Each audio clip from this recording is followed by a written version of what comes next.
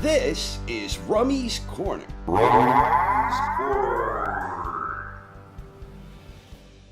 I don't know shit about boxing. In boxing, one punch can change an entire fight, and when an upset occurs, it can potentially change the entire landscape in the blink of an eye. When Muhammad Ali tried to get a rematch against heavyweight world champion Smokin' Joe Frazier, the champ instead decided to face his #1 challenger. But the general expectation was that this was just another step for Frazier in the lead up to a highly anticipated rematch with Ali. Big George Foreman had other plans, and he shook up the entire heavyweight landscape with his second-round destruction of Smokin' Joe. When Evander Holyfield was the undefeated #1 ranked heavyweight contender by all three major sanctioning bodies, an agreement was reached where he would challenge Iron Mike Tyson for the undisputed heavyweight crown right after a tune-up fight in Tokyo. The general expectation was that Tyson would make easy work of Buster Douglas in the lead-up to the highly anticipated showdown with Holyfield. Buster Douglas had other plans, and he shook up the entire heavyweight landscape with one of the biggest upsets in the history of professional sports. Just 3 short weeks ago, we had 3 undefeated heavyweight elites, each of whom had a legitimate claim to call himself the heavyweight world champion. The general expectation was that Deontay Wilder, Anthony Joshua, and Tyson Fury would all win their respective upcoming matches, all of which happened to take place within a 4-week span. Andy Ruiz Jr. had other plans, and he too shook up the entire heavyweight landscape with an incredible upset performance this past weekend. It was Saturday night at Madison Square Garden in New York, New York, in a championship bout that was broadcast by the relatively new streaming app service known as DAZN.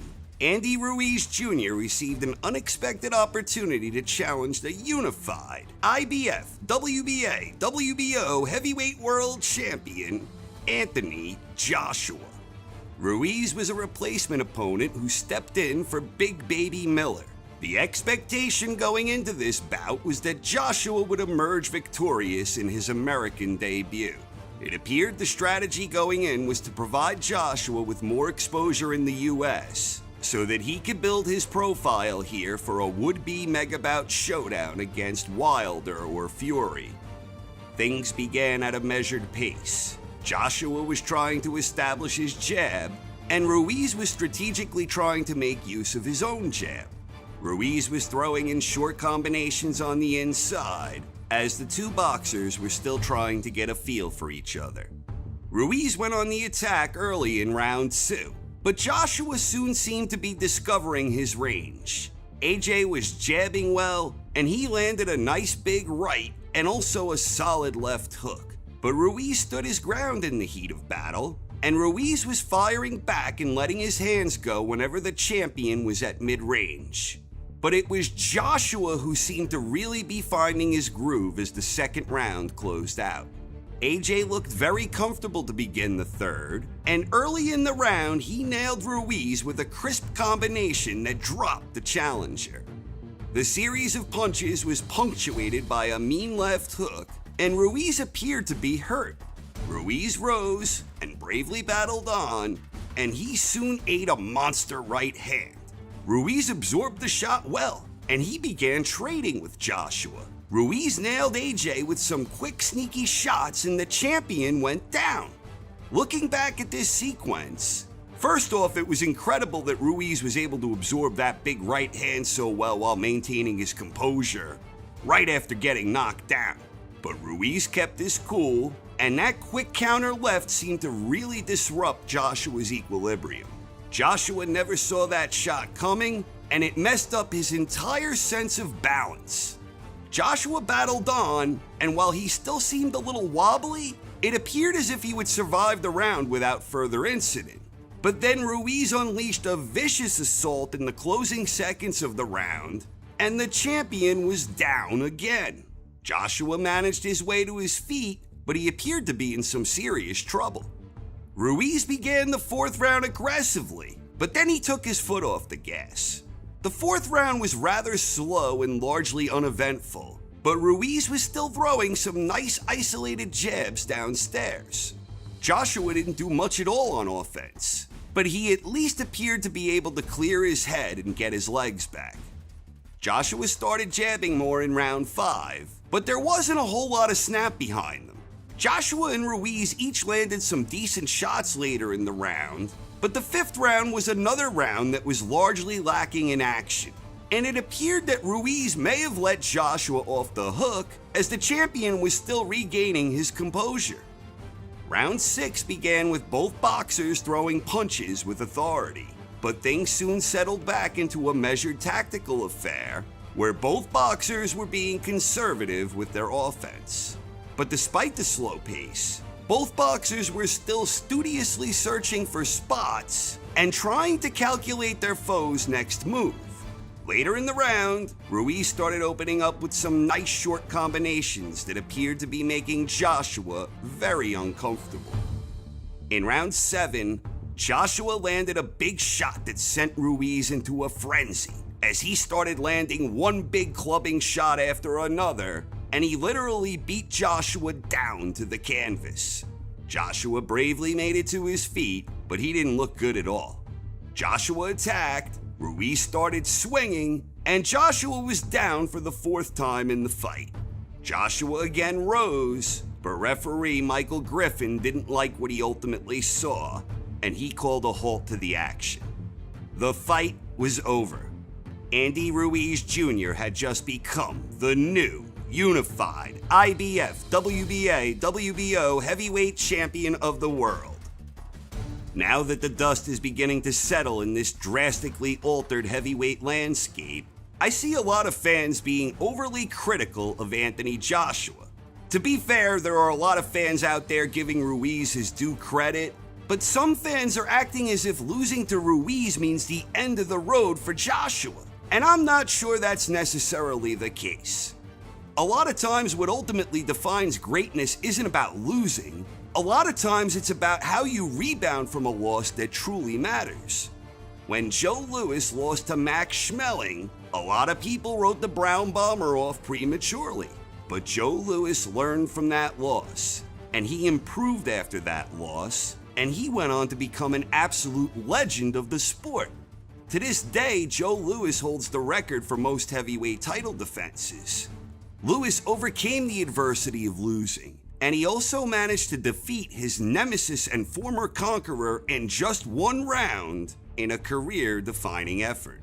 When Lennox Lewis was knocked out by Oliver McCall in a shocking upset, many people wrote Lewis off prematurely, but Lewis went back to the drawing board, and he worked his way back into the mix and ultimately proved himself as one of the very best, if not the best, in a very competitive 90s era.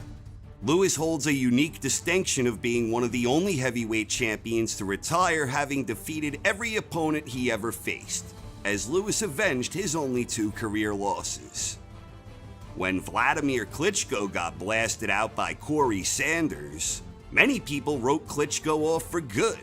And worse yet, when Klitschko first teamed up with Hall of Fame trainer Emanuel Stewart, Klitschko lost against Lamont Brewster in their first fight together. Those 2 losses resulted in many people prematurely dismissing Klitschko's chances at heavyweight glory.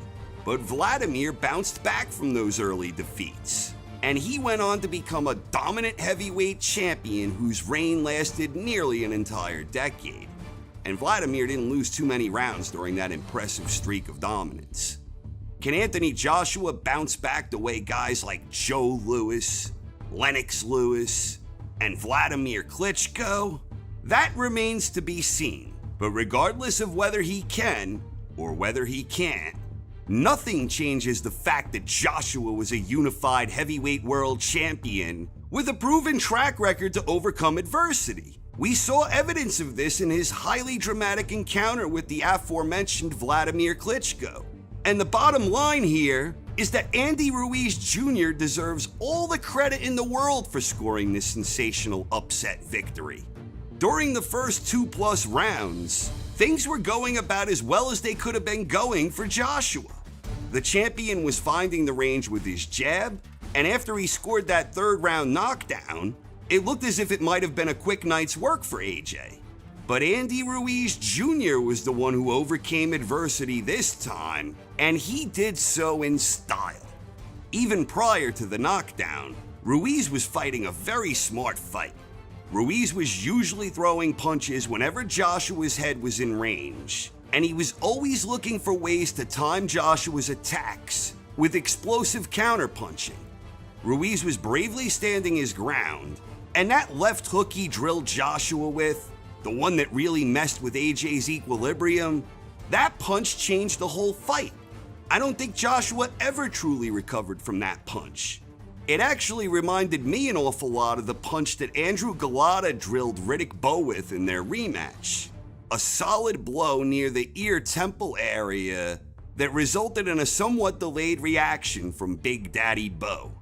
That's what this punch from Ruiz reminded me of. It was just one of those punches that was far more devastating than it may have seemed because of where it landed and how it landed. Then during the middle rounds, when it appeared that maybe Ruiz had let Joshua off the hook where AJ seemed to have time to recover, Ruiz was being very disciplined. And while he wasn't always doing a whole lot offensively, Andy was still making an effort to land body shots whenever he could, and he was wisely sticking to his game plan. Ruiz didn't overextend himself. He didn't get reckless. Ruiz was patient, and he was still mostly looking to stand his ground and counter whenever AJ attacked and got into mid-range. And the plan worked. It seemed that anytime Joshua landed something big, Ruiz almost immediately came back with something big of his own. And Ruiz was throwing his punches in bunches. AJ was simply unable to rediscover his ideal distance whenever Ruiz found himself in punching range. And Ruiz was effectively pouncing whenever these opportunities surfaced. Ruiz showed tremendous heart and determination, he had an excellent strategy, and he also exhibited a splendid ring IQ as he stuck to his game plan and never lost his composure. It was just a sensational all-around effort from Andy Ruiz Jr., and all the credit in the world to the new unified heavyweight world champion. I confess, I was sleeping on Ruiz in this one, which shouldn't be surprising to anyone who's been paying attention, because I clearly don't know shit about boxing. It was only just last week that I was saying that any matches involving Fury, Wilder, and Joshua that weren't against each other are inherently inferior matchups. Clearly, Andy Ruiz Jr. has proven me wrong, yet again. There is something so beautifully uplifting whenever an underdog scores an upset that shakes things up to such a profound degree. And Ruiz winning might well be a blessing in disguise for the fans and for the heavyweight division. Maybe this will act as a long-term lesson that whenever the opportunity for a big mega fight emerges, that time is of the essence. Trying to build up fights into something bigger down the road, it's a gamble, and it can sometimes backfire. Anthony Joshua might just well now find himself on the outside looking in, as Ruiz has now firmly established himself as a force to be reckoned with. Whatever Andy Ruiz Jr. does next, I will undoubtedly be paying attention. Will the rematch with AJ actually happen? Will he look to take on a mandatory next? Will he ultimately gun for the winner of a would-be rematch between Wilder and Fury? Or maybe we shouldn't be looking too far ahead just yet. Fury has Tom Schwartz next week. Wilder is reportedly having a rematch with Luis Ortiz later this year, before having a rematch with Fury sometime after. But Andy Ruiz Jr. firmly reminded me that maybe we should take things one step at a time before looking too far ahead.